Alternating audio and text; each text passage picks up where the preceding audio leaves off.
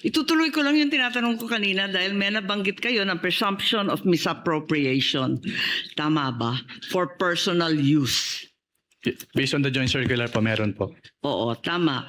Pagkatapos nun, tinitingnan ko yung joint circular at maliwanag that the presumption for misappropriation arises against the accountable officer. Diba?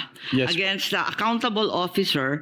Sino ang accountable officer? Maliwanag naman yung joint circular. Sa 3.1, sabi, yung officer whose duties permit or require possession of government funds. Hindi ba?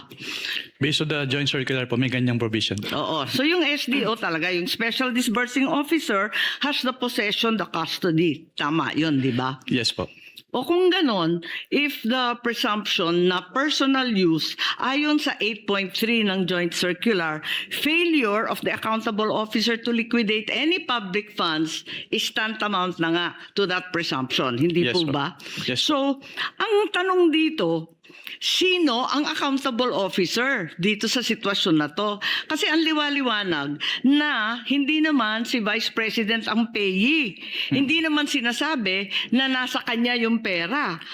Ang liwanag sa inyong joint circular that the Special Disbursing Officer is the one who was designated by the head of agency to have custody, di ba? And in the case of the OVP, si Acosta yon. In the case of DepEd, hindi ba si Fajarda yon? That is not entirely correct po, Your Honor. Because under the joint circular, it shall be the responsibility of the head of the agency first to approve yung cash advance. Pangalawa, to Oo oversee yung agency-wide utilization. Pangatlo, to ensure compliance with the joint Unresponsive circular. po. And also po, inattest din po ni OBP yung... Unresponsive po. Ang tinatanong ko lang, hindi ba yung designated, yung SDO, si Fajarda lang at si Acosta, hindi si VP, hindi siya yung payee eh.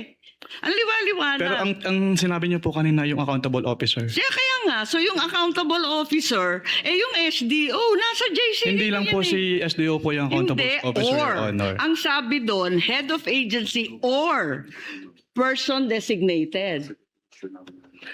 Oo, ang liwanag sa definition ng joint circular. Mag-yes or no ka lang. Kanina ka pa inaaway mo ko lagi. Sorry po, Your Honor. But hindi po ako pwedeng mag-answer categorically since yun nga po yung provision. But it's ng- categorical. na yes or Why don't either you go yes back or to your either joint no po. circular? Yo po. Kapag sinabi po kasing Doon categorical, sa it's either yes definition, po. ang or- liwaliwanag, SDO kapag na-designate ng head of office, di ba? But hindi po kasi doon na nalilimit lang yung term na accountable officer kasi may other provisions na applicable pa din po with respect to the term accountable officer. Asan? Kasi napakaliwanag doon sa definitions at pakaliwanag sa 8.3 ng joint circular. Yun nga po yung na-mention ko kanina. Interpretation na ninyo yun. hindi Pinapalawak po. ninyo andun eh. Head of office, Hindi head po of agency, or designated. Hindi po, Your Honor. Kasi yun nga po, nakalagay po doon sa... Sabi mo kanina yes, ngayon no naman. Wala po akong sinabing yes po, O Your sinabi Honor. mo kanina oo, SDO nga in charge. Sinabi ko lang po kung ano yung... Kinonfirm ko lang po kung ano yung SDO po, Your Honor. Attorney Wamel, kindly avoid arguing with I Senator apologize Judge po, Your Honor. Marcos. O sige po. Sorry. And kindly wind up, Senator Okay, Judge okay. Marcos. Pwede lang itanong kasi nalito ako kahapon. Kahapon sinabi mo na si VP Sara lang ang first and only Vice President that you audited na may confidential funds. Hindi sinabi mo yun, di ba? Yes po, Your Honor. Tapos kahapon, nung pinakita ng depensa, yung SARO na si VP Binay noong 22 December 2014, may binigay na 6 million kay VP Binay ang DBM. Alin ba ang totoo sa dalawang sinabi mo magkatunggali? Yung pinakita po kahapon ay special allotment release order po. Ano. So nagkakaroon po ng special allotment release order kapag Alam merong... ko kung ano ang SARO, matagal na, tumanda na po kami sa Yes po. gobyerno. Pero hindi po kasi yan niliquidate sa ICPAO. So we wouldn't know if it was Hindi, used or pero not. ang klaro, may katibayan na hindi ka isa-isang VP, si VP Sara. Your Honor, since hindi po nagsabit ng liquidation, Teka. hindi din po... Teka, nandun ka na sa ICBAO noong 2014, sabi mo, di ba? Yes po. O kaya nga, Opo. o di kahit si VP Binay may confidential funds, the only VP audited was VP Sara. If Ganun ba I- yun?